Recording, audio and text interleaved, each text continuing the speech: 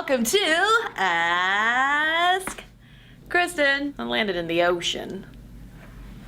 Your questions after the intro.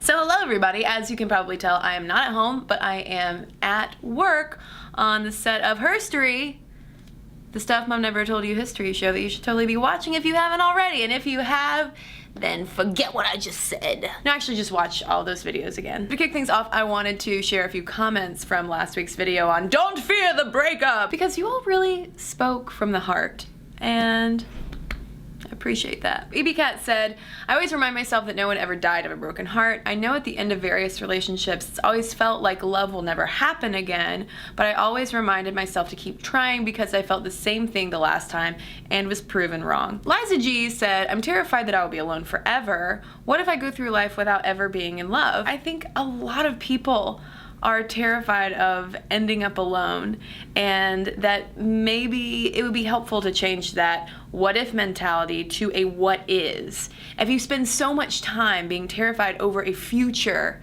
that you can't control whatsoever, you're gonna lose out a lot on the present. Sausage Dogs, that's with 2 S's, wants to know, what advice would you give for people who are scared of commitment? You need to figure out what exactly about commitment you are so scared of. Having to be monogamous for the rest of your life, getting hurt, getting bored, get to the bottom of that. And if in the meantime you get involved with somebody, then you need to disclose that commitment phobia, but not on the first date. Question of the week from Caitlin D. Why is marriage a thing? She wants to know, as in, why do 2 people already in love need to be together by law? What makes it such a big and important thing? It's interesting that you mentioned 2 people being in love, because when you look at the history of marriage, love is a relatively new wrinkle in this whole situation. Marriage historian Elizabeth Abbott actually wrote that love was considered a reason not to get married. It was seen as lust, as something that would dissipate. Marriage, as many of us know, started out as economic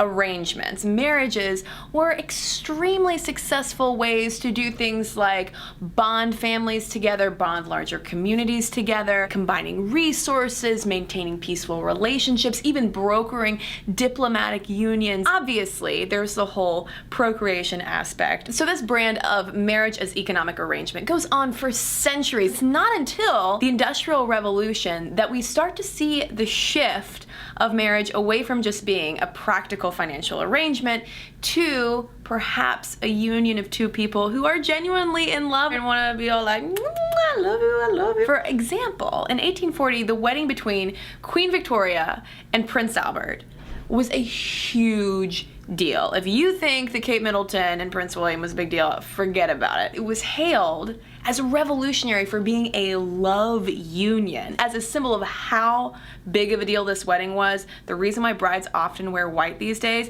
because of Victoria. Perhaps because of those more practical economic underpinnings of the institution of marriage throughout history. If we move into the present day, it is still highly incentivized for practical reasons. Social scientists, for instance, find that people who are married tend to be happier, healthier, live longer, and now the wedding industry is still such a big deal because we're constantly being told that it's this marker that we have arrived in adulthood. There's a certain legitimacy to it. Marriage is still a big thing because it affords privileges. That doesn't mean that you have to spend the average $26,000 on a wedding. I want to hear from you. What do you think about this whole marriage thing? Why do you think it's still a big deal, even though, frankly, marriage often gets a bad rap these days? Let me know in the comments, and as always, ask away and I'll do my best to answer. So stay terrific, and I'll see you next week.